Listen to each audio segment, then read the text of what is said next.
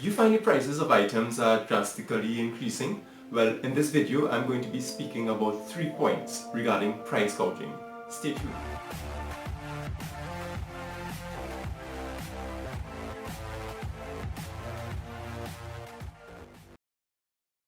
If you're here for the first time, I'm David and welcome to my channel, The Legal Journey, where I speak about lifestyle, law and legacy. Remember to subscribe, you'll get all of my videos as I post them on a weekly basis. Now, my first point on this topic is really for those persons who may not know what price gouging is. Let's get into that now. There's no fixed definition for price gouging.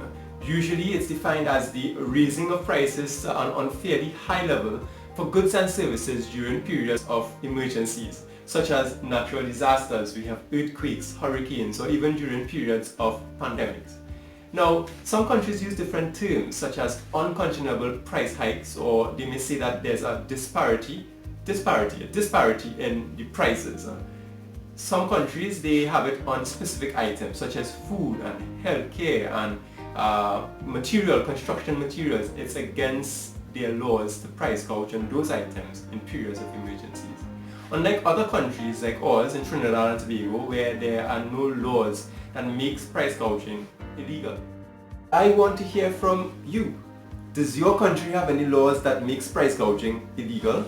Just state in the comment section below right there, yes or no. That's all, yes or no. We learn from each other once you do that, so leave your comment. Let's move on to my next point. How do you detect or determine price gouging? Let's have a look at that now. Some of us may want to believe that once you see an increase in the prices for goods and services during the emergency period, that is how you detect price gouging. But you're partly correct. That is the first stage. What I've read in those countries that actually have price gouging law is where they do a comparison process. They look at the prices for the goods and services during the period of the emergency, and then they compare that to prices that exist for those same goods and services 30 days or 60 days before the emergency. Once they get those prices, they would then look at it and see if there's a gross disparity in the prices. That is how they detect if there was price gouging taking place. Gross disparity of prices, unconscionable price hikes, and unfairly high level of prices, those terms seems a bit subjective, and many persons would say that is the playing field for lawyers to determine what these terms really mean. What I've seen in some countries though is what they call a percentage comparison. They look at the prices that exist pre the emergency for certain goods and services and compare those prices during the period for the emergency. And once they see an increase beyond a particular percent or percentage, let's say 15% or 30%, that is how they detect if price gouging is taking place. Now, with all of that being said, I want to move to my third point.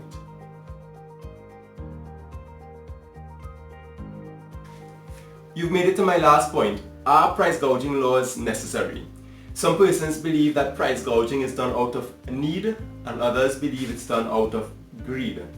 As such, I'm going to be looking at arguments against price gouging laws and arguments for price gouging laws. Let's get into that now. The arguments against introducing price gouging laws would be that price gouging actually controls the supplies of limited goods and it prevents misallocation of scarce resources. In addition, persons argue that it encourages goods from actually going to persons who need the goods, rather than those persons who just have the greatest wealth. Let's look at an example. Don't try this at home. This is only for the skilled and the strong. This is Tom. Tom wants toilet paper, so he goes to the supermarket to buy some toilet paper. When he arrives, he sees the toilet paper at $25 a roll. He's quite surprised because he knows the price is normally $3 a roll. So he decides to take only one, even though he was going to purchase all the toilet paper there during this emergency period. So he goes home and the toilet paper will be delivered to him. And then you have Tim. Tim is Tom's brother. So he wants toilet paper as well, and he decides to go to the supermarket. And he sees the price. He's quite surprised. $25 for one roll of toilet paper. but he is able to get one of the roll of toilet paper. So he goes home and the toilet paper will be delivered. So imagine if the price of toilet paper was only $3 a roll. It means that Tom may have been able to purchase all of the toilet paper and leaving Tim in a very crappy situation. The major arguments for the introduction of price gouging laws includes that it is immoral to prey on and exploit people's fears and vulnerabilities.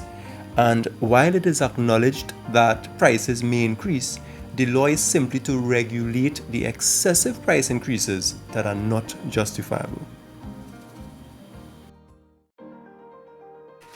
Let me make this clear. There are other reasons for or against price gouging laws. In all this, remember that the consumer always has the power of choice. They could do what is called comparative studies, comparative shopping.